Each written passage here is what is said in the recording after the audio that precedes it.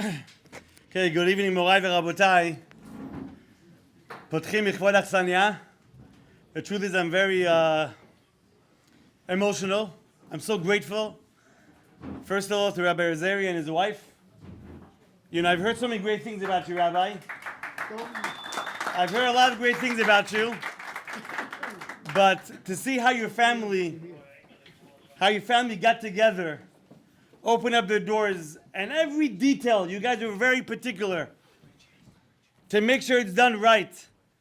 Because you know what's going on in the public school system. The thousands of kids that are losing their identity, that are embarrassed to be Yehudim, that are involved in drugs and crime. And you know about this. He says, Rabbi, you're opening up your doors. And all I can say is, I hope HaKadosh Baruch Hu blesses you and your wife. Only nacha from your children and grandchildren, B'ezrat Hashem. Al bayit hazeh v'yoshveo tiyeh birkat Eliyahu. For everyone that joined here today, it's 5 p.m., 5:30 on a Sunday. It's not simple to come out, I'll be honest with you. All of you came to hear me, I'm sure, or maybe someone else, I'm not sure. But we're definitely very honored to have you here. I think we have to mobilize Am Yisrael for this cause, and to see people from all stripes and colors, from all segments of our community, from all parts of New York, joining together for this. Be'emet, it touches my heart, and I'm very, very emotional and very, very grateful to every single one of you. Arichut yamim v'shanim b'ezrat Hashem yitbarach. You know, usually when you have a parliament meeting, you bring a guest rabbi. You bring one of the Gdolei Ador from Eretz Yisrael. You bring someone that's very influential. We kind of changed things up here today.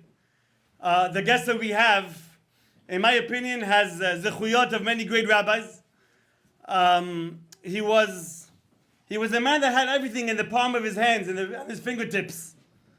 All the pleasures of this world. And to decide one day and say, I'm looking to search for spirituality and more meaning in life, and therefore make a tremendous change in his daily life. Rabotai, like I said, it's greater than many of us sitting in this room. So it's a great honor to have Amari Stademeyer or Yoshafat Ben Abraham to be with us here today. You know, I got to bring in a little bit of basketball into this discussion. You know, the truth is, I wasn't born a rabbi. I was born actually into a traditional family. We weren't really keeping Judaism. And Baruch Hashem, my parents, originally thinking about public school, maybe this school, they put us in yeshiva thanks to a few people that really pushed them. And, you know, being in an Ashkenazi yeshiva, they push you towards baseball. I'm sure anyone knows that. They always push you towards baseball. I love baseball. And being an Israeli kid, I love basketball as well. And I'll be very honest with you. Baseball, it gave me a lot of nachat. In the 1990s, following the Yankees, we won the World Series in 96, in 98, in 99, in 2000. You know, we were the kings of the world. But I must say, the Knicks was a totally different story. Anyone here that followed them in the late 80s and early 90s, a lot of agmad nefesh, a lot of internal pain. I always tell people that when you see my gray hair, it's not from my wife, not from my kids, not from Chazaq. It's purely from Patrick Ewing and John Starks. Anyone that knows who they were, you know the pain they gave all the young kids in the 1990s. I was one of those kids. And I'll be honest with you, sleepless nights, frustrations. And Baruch Hashem, the year 2000, I'm like, I'm done. I'm done with the Knicks. I'm done with sports in general. And that's when I took my learning very seriously, Baruch Hashem. And everything changed in my personal life. But I do know that when I stopped with the Knicks, it was 10 years when they were having losing records. 10 straight years.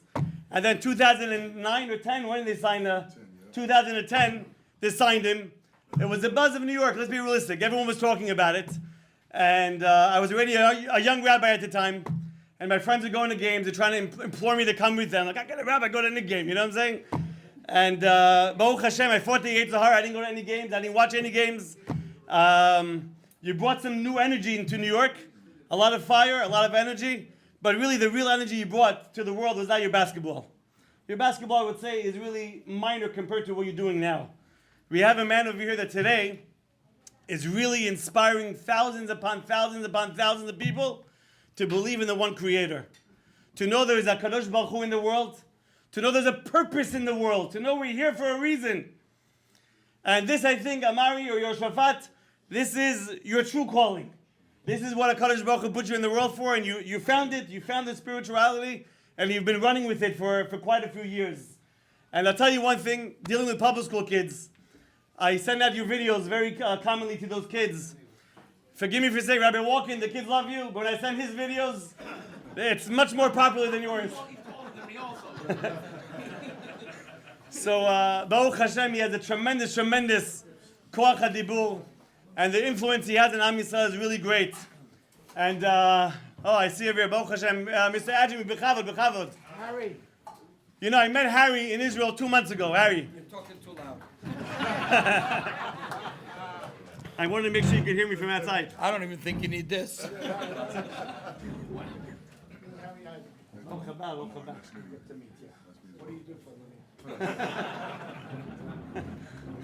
I actually met Harry in Eretz Yisrael about 2 months ago. We were at the Achtara for Chacham David, and the moment I saw Harry, guys, you just saw it. Anyone that doesn't know him, he brings in light to the room. He brings in a certain energy, a certain fire, and Be'emet, anyone that knows me in the community, I don't like giving people hugs and kisses, but I actually kissed him on the forehead that night. Thank you. Because he's such a lovable person. And I want to thank you, Be'emet, for coming and helping over here. And I want to thank every single one of you for coming. I don't know you guys personally, but I got to meet some of you. We have the Visions of Rabbi Son of Isaac Hager over here. God bless you, Shtiyebeli, for coming. We have Jimmy Kezri, Baruch Hashem. Some of our guys used to shop in your store when they were little kids, Baruch Hashem. But you do so much for Am Yisrael. And there's so many other people here which I don't know. I met Mr. Ray Haber and many others that are Klal Yisrael people. And Bezrat Hashem, I saw another person before. He looked like Charlie Harari, but he's not Charlie Harari, he's a family member. But Mr. Harari over here. But I met every single one of you. Thank you for coming out. His name is Joe. Joe, right. He looks like Charlie Harari, though. But B'chalof, and thank you every single one for coming here. And now we're going to give the opportunity. Yes. We're going to give the opportunity for Rabbi Razeri, the Balabait, to say a few words. No, I'm not saying anything yet. Good evening, ladies. No ladies. There is one, two ladies. The ladies. Okay. You're right. So I just want to tell you, before I speak later on in the program, I want to tell you how I met, first name, how do you pronounce it? Yehoshaphat Stoudemire. I was 2 years ago with my wife in Florida, and I went to pray in Shire Ezra. Remember that shul on 41st Street? I went there in the morning to pray. I told my wife it's convenient. There's a bagel store across the street. I'll pray here. I'll meet you in the bagel store. And I went in to pray, and I see this man. I sat at a table, and there's a man next to me. I go, whoa, he must be tall when he stands up. Then he rolled up his sleeve to put on his tefillin. I never saw such a long arm in my life. I'm looking at his netzuot, the tefillin, how long they are. Okay, and he's there, and he's davening with kavanah. I said, who is this person? I left the Knicks with Willis Reed and Dave DeBuscher and Walt Frazier. Okay, that's when I left the Knicks. So I never heard of it. I know who he is. And then when he stood up by Varech David, I said, oh my gosh, it was Baruch She'amar. Whoa. Okay, and then they asked me to say Dvar Halacha. I said a Dvar Halacha, and Mr. Stoudemire comes up and he says, Rabbi, I want to discuss that halacha you just said.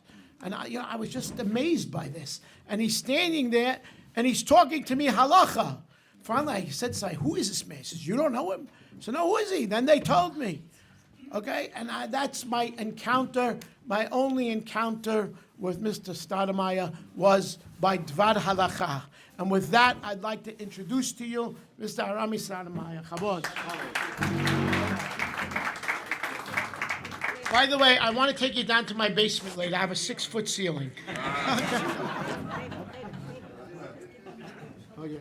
Also, a mazel tov, he's engaged with the collars here.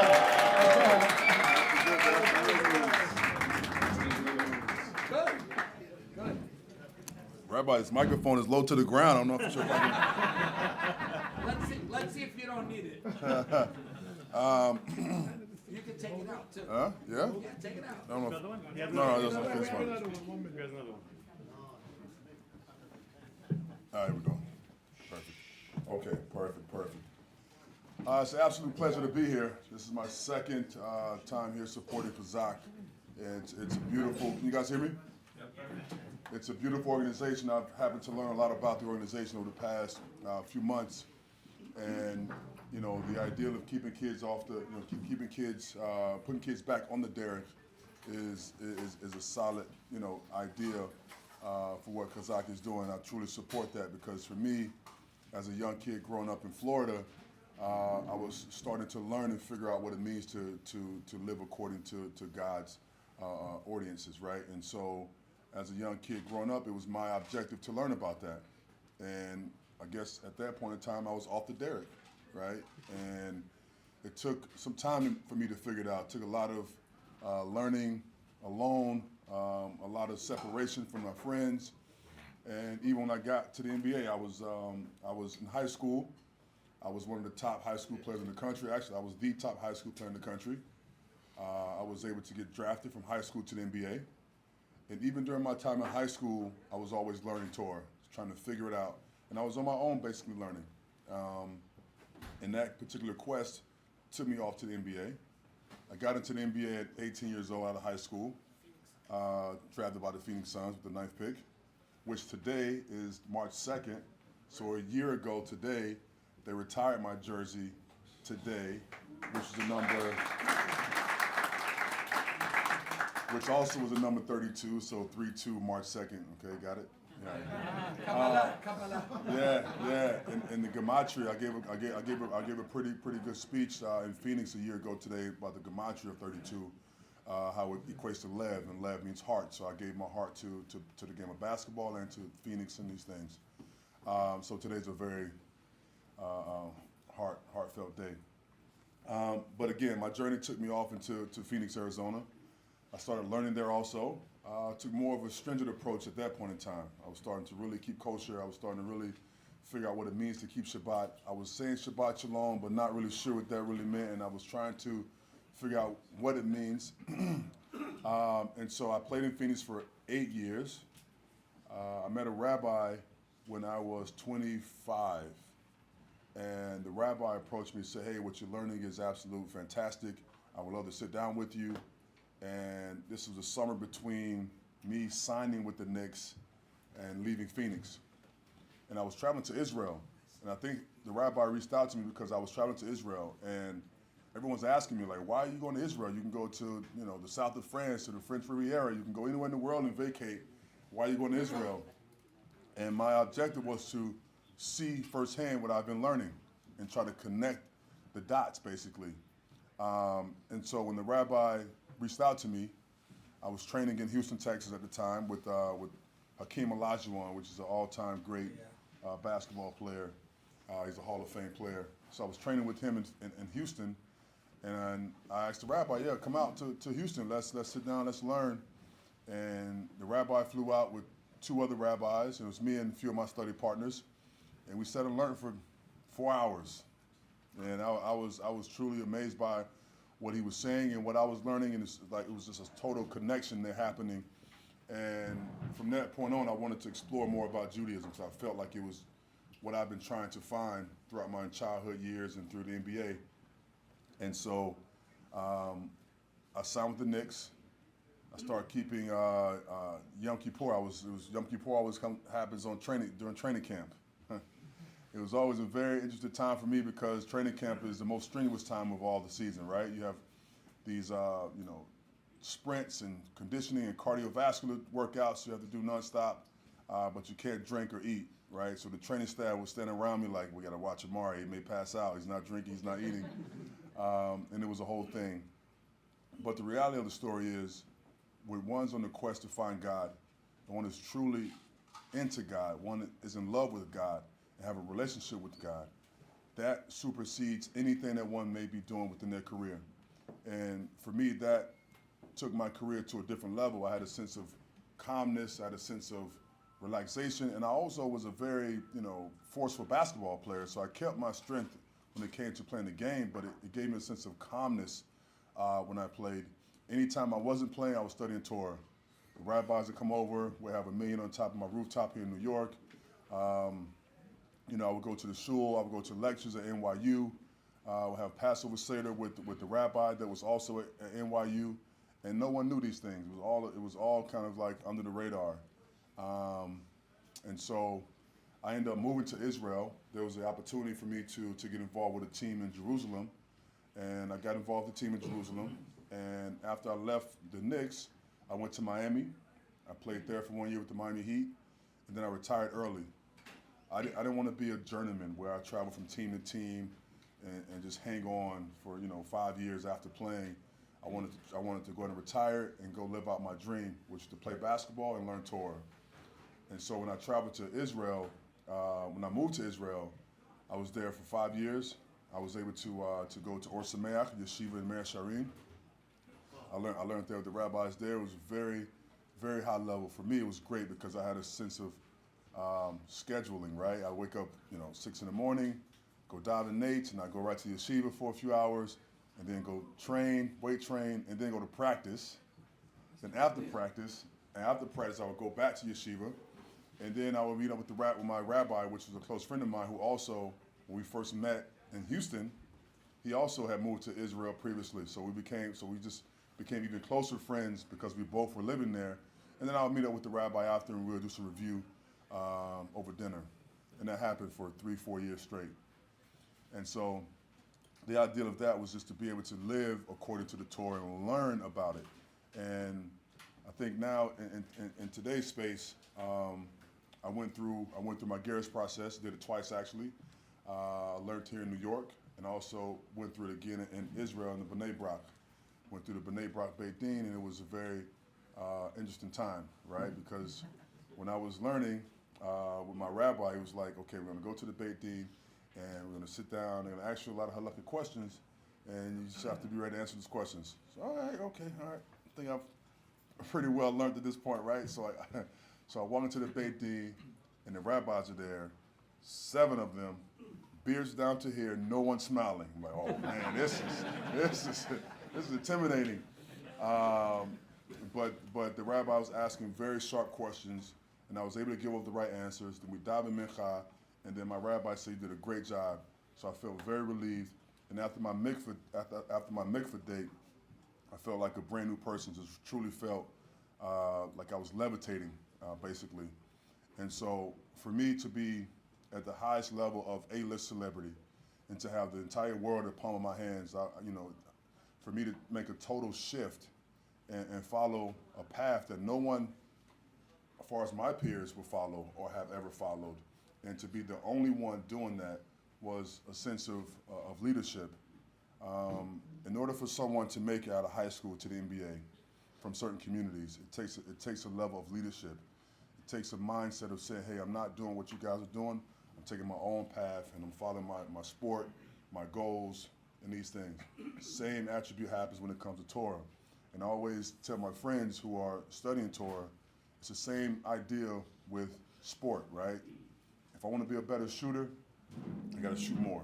Just got to shoot more, and then eventually I'll be more consistent, then I'll make more shots, then I'll score more points.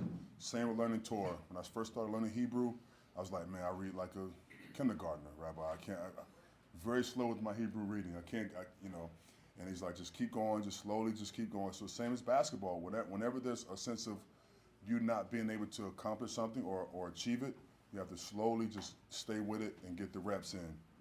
And I finished with this, with last week's Parsha, right? Parsha Trumah. We see that there was a lot of intricate details that was given over to Bnei Israel and to build the Mishkan, the menorah, and also the Aron Kodesh. In order to, and all those details were very intricate. And when we look at the menorah, you see that Rabbi Nachman mentioned about the menorah that our face is a remembrance of the menorah, right? The menorah has 7 branches. Our face also has 7 branches, basically. We have 2 eyes, 2 ears, 2 nostrils, and 1 mouth. And so what it reminds me of is that, okay, we have to be mindful of what we're hearing. We're not hearing, any wickedness and these type of things. We're mindful of what we're seeing. We're guarding our eyes, mindful of what we smell. We're not smelling, forbidden perfumes or unkosher foods. And we're watching what we say, right?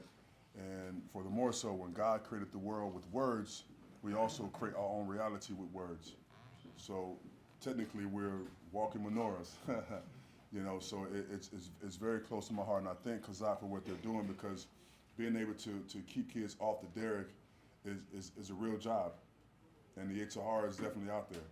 And the Yetzer Hara is working very hard. So for us to work even harder than the Yetzer Hara, that's our mission. And Chazaq is doing that. So I'm very happy to be here and support the organization. I hope you guys keep going strong. Thank you.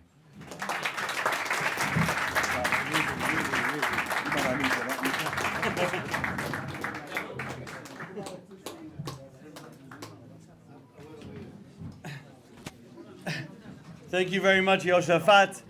Now, Rabotai, B'ezrat Hashem, after we finish the program, we're going to have wine bottles from Amari Stadamari himself that we're going to be giving everyone here.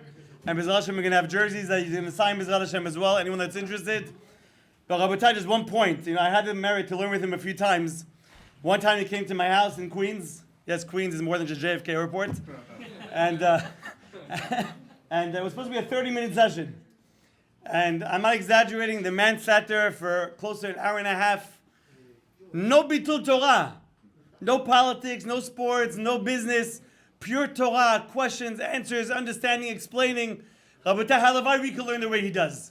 When he talked about how he learned regularly for 4 or 5 years in Or Sameach, I've seen it in person. So we have a lot to learn from you. And B'ezrat Hashem, you should be zocheh to build a Beit Ne'eman B'Yisrael very soon, B'ezrat Hashem, in the month B'ezrat Hashem. Rabbi Seri wants to do the Kiddushin. B'ezrat Hashem. I will tell you one thing, guys. Nothing is by chance. I told you this a month ago, Amari. I'm going to share this with the crowd.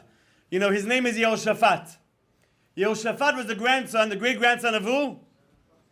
Of King David, of David HaMelech. Who was Yehoshaphat's father? His father was King Asa. Asa is spelled Aleph, Samech Aleph.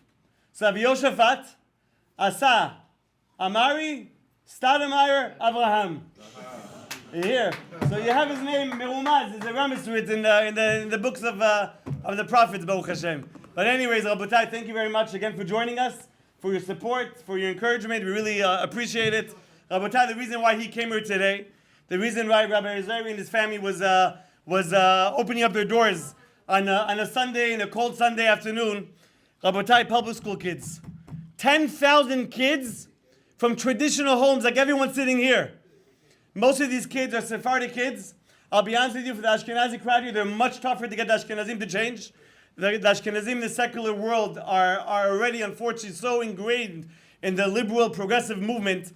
It's 10 times worse, their situation, but we're still helping them out. But 98% of the kids we're dealing are the typical Persian, Bukharian, Moroccan, Syrian, Lebanese, Israeli kids that when they see a rabbi, they kiss his hand, but they're in public schools. And today the public schools are damaging their neshamot. Rabotai, the things they're teaching in public schools today, we didn't know until we were 20 years old.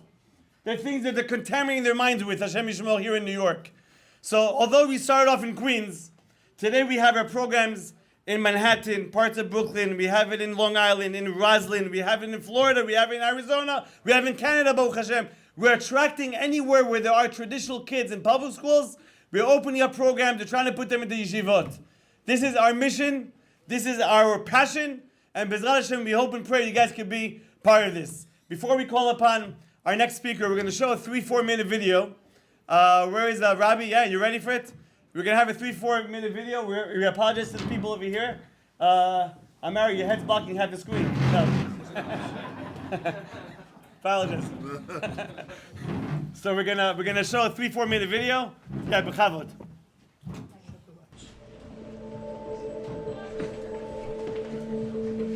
10,000 children in public school. 10,000 children. Wow. These children's lives are being lost.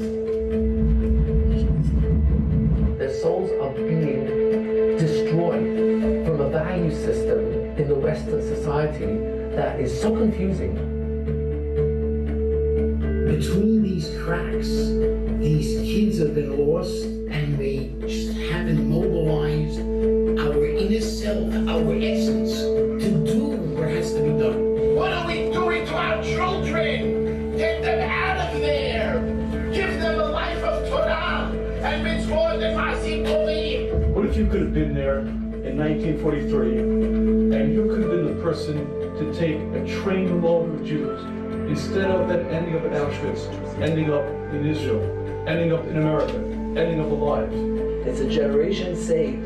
Hundreds and hundreds of people will get married, have children and grandchildren, great-grandchildren. One kid go from public school to yeshiva. That one kid, you could go to his 50th anniversary and look at his 60 grandchildren and say, all of these were you.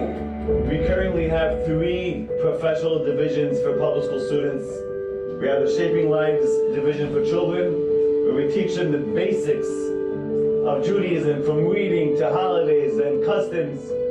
We have the J-Reef Teens division, where we're keeping the youth off the streets, away from drug and crimes, and bringing them into a safe and fun and educational environment.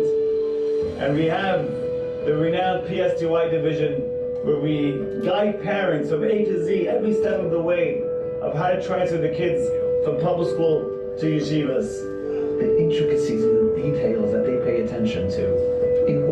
All for Hashem. And like a fool, I thought they were working with in Queens. He's showing me in Jersey, in Florida, in Arizona, in Canada. They're going grassroots into the public schools, getting these kids out, bringing them to yeshivas. To study Torah every day, to bring them together. And sparing no effort and no expense to be able to reach those children. Hatzalat, nefashot, mamish kipshuto. Whatever you think Chazaq is, it's 10 times bigger. You name it, Chazaq does it. You know, it's not just a job, it's a passion to keep them away from trouble and bring them back into the fold. Its biggest mitzvah now, it's pikuach nefesh, to support Chazaq organization. It's mamash hatzalat nefashot. They are saving thousands and thousands, not only today, but for future generations. Chazaq is doing the most incredible work that I've ever seen in Kiev. Find out about Chazaq. It is one of the hidden gems. Chazaq is one of the amazing organizations that are really making a difference. They will do whatever it takes in order to save these Jewish Hashem. And they work directly for the Rana Shalom. Every man in this room has the responsibility and the ability to stand up and to make a difference. To save one child or 2 or 5 or 10 and change their future. Everyone has to think from now on, I'm part of Chazaq. I'm part of saving children to remain Jewish. And how you get more money? You spend it on things like this. That's how you get more money. This is the bank of God with very big dividends. They will turn over the world for you.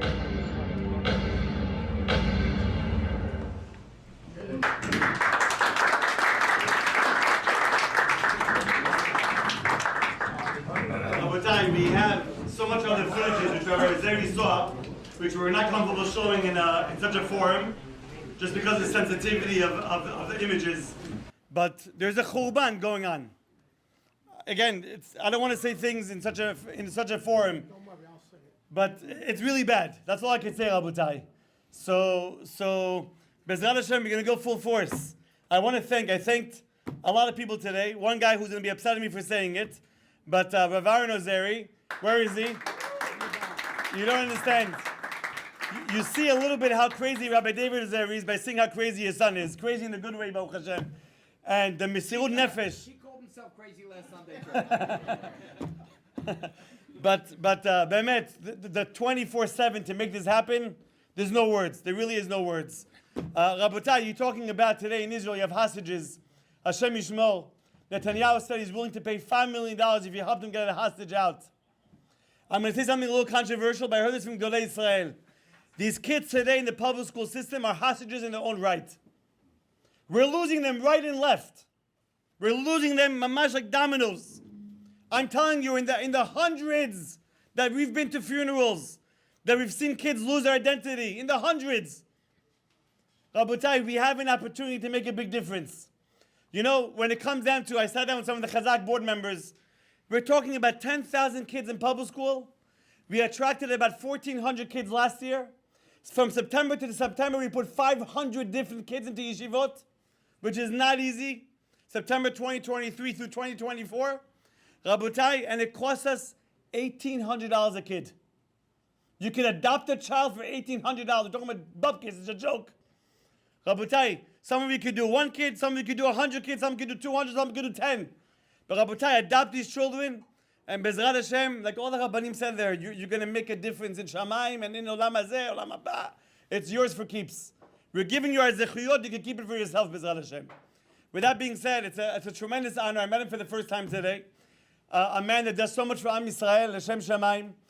Mr. Jimmy Kezeri, we're going to ask you to say a few words, Bezrat Hashem.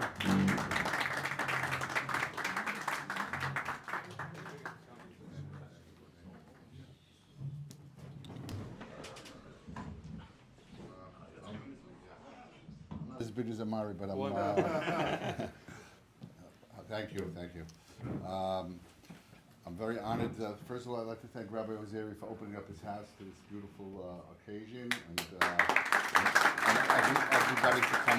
everybody who's coming out to support this cause. First of all, I'd like to say something to Amari because stressing. He mentioned he had discipline. And most people are not going to have discipline as a person like Amari that's a professional athlete that at 18 or 20 can decide I want to start learning Torah and sit like a little boy learning his Aleph Bets, not knowing anything about Hebrew and actually getting to the point where he can start understanding Hebrew. I would say 1 in 1,000. A lot of people at his age want to try and change their life, but it's too difficult. I know I wouldn't be able to do it if I didn't want to go and learn Hebrew at a young age, to sit down and pick up a siddur and try and read and try and learn. It's an impossible task, so very impressive, but we can't expect people that we're going to be able to help them at that age to turn the page and come back to Torah. It's a very, very difficult task. That's why Chazaq, it would be so important for us. You want to catch a child when he's young, when his brain is soft, and he's able to learn languages, and he's able to learn thoughts and ideas when they're fresh in his mind. And that to me is the critical thing. If you want to really have a person and be able to change and influence his life, you got to catch them young. When they asked me to speak here, I don't know if they really knew it, but when I was in first grade, I was actually in public school.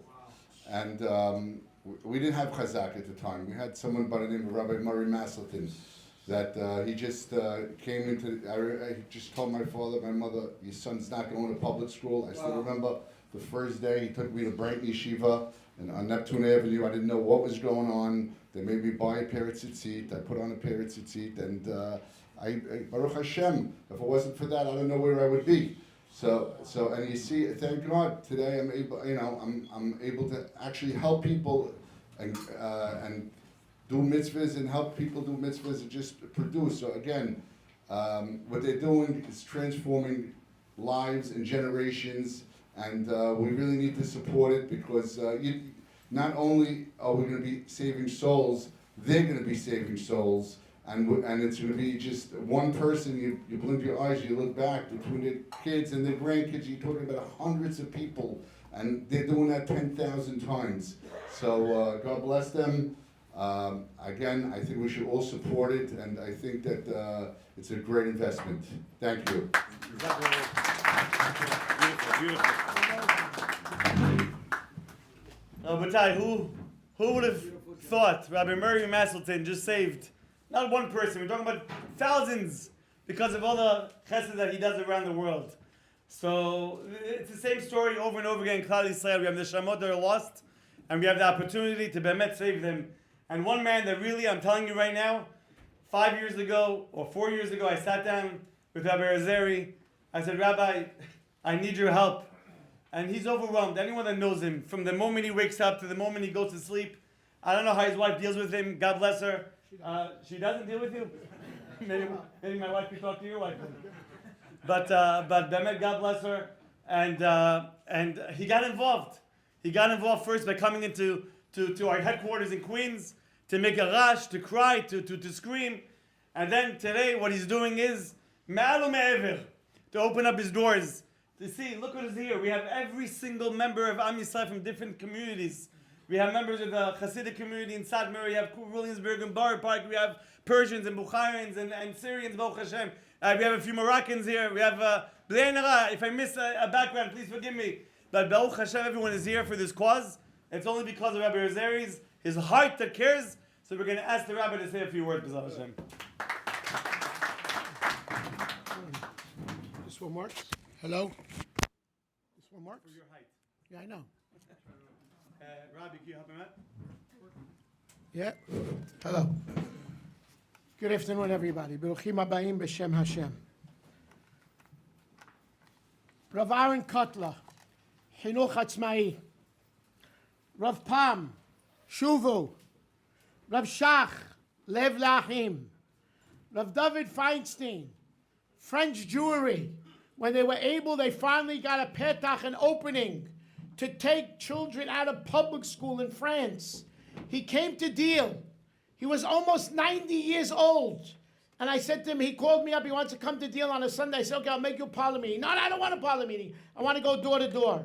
90 years old, 8 hours. We went door to door to 10 people. He raised $1 million that day to take children out of public school. Rav Aaron Kotler, take children out of public school. Rav Pam, take children out of public school. Rav Shach, take children out of public school. Hacham Ovadia, Reshet HaChinuch B'nai Yosef, thousands of children were removed from public school and put into yeshivas. And in America, it's Chazaq. Chazaq is the one who is doing it in America.